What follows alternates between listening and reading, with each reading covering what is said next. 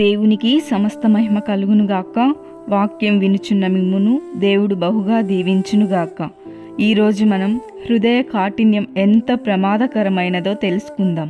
హృదయ కాఠిన్యము మిక్కిలి ప్రమాదకరం. ఇట్టి బాణంల మూలంగానే అపవాది మనల్ని అదుపు చేసే ఆపద కలదు. కఠిన హృదయం మూలంగానే జరుగుచున్న సంభవములు. ఫరో అతని సైన్యం గురించి చదివినప్పుడు దేవుడు పలు సందర్భాల్లో నా జనాంగమును పంపివేయుము అని చెప్పియున్నాడు. మోషే అహరోన్లు పలు సందర్భాల్లో ఫరో ఎదుట నిలిచి దేవుని మాటను తెలియచేసినప్పుడు లోబడలేదు. ఫరో తన హృదయంను కఠినపరుచుకొనుచుండెను. ఆ కఠినత్వం మూలంగానే సంభవించిన కార్యములు మనం ఎరిగి ఉన్నాము.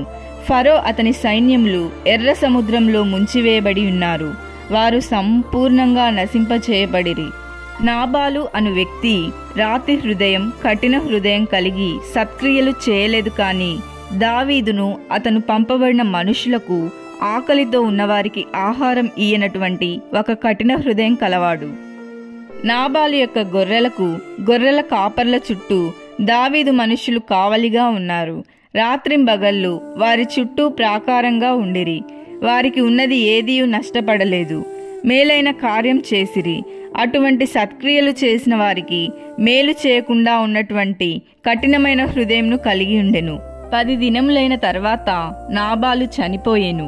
కఠిన హృదయం మరణంలోనికి నడిపించును, నాశనంనకు నడిపించును.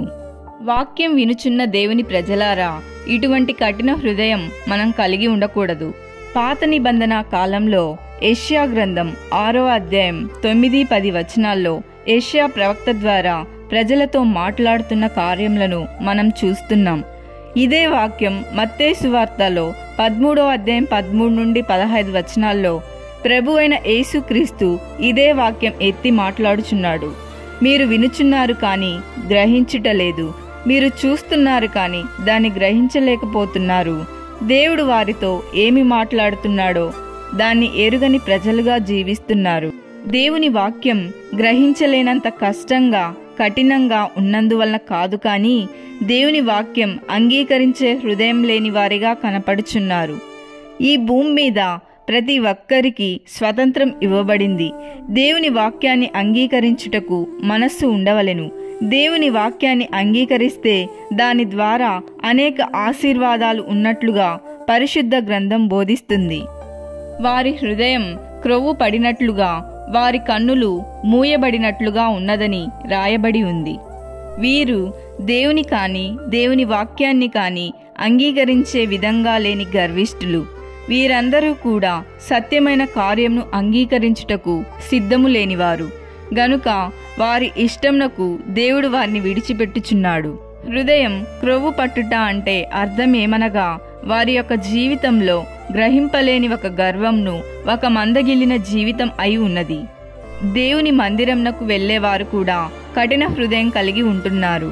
సబ్బాతు దినమందు ప్రభు ఒక ఊచ చేయగలవానిని బాగు చేయటానికి సిద్ధపడినప్పుడు పరిసయ్యుల హృదయ కాఠిన్యానికి ప్రభు దుఃఖపడ్డాడు. వాక్యం వింటున్న దేవుని ప్రజలారా, ఎక్కడెక్కడ ప్రభు దుఃఖపడ్డాడో దేవుని ఆత్మ కూడా అక్కడ దుఃఖపడినట్లే. మీ హృదయ కాఠిన్యంతో పరిశుద్ధాత్మను దుఃఖపరచకుడి. ఎప్పుడైతే మనం దేవుని వాక్యాన్ని పాటించమో ఆత్మదేవుణ్ణి మనం దుఃఖపరిచిన వారం అవుతాము. ఎందుకంటే పరిశుద్ధాత్మ దేవుడు వాక్యంను బట్టి పనిచేస్తాడు.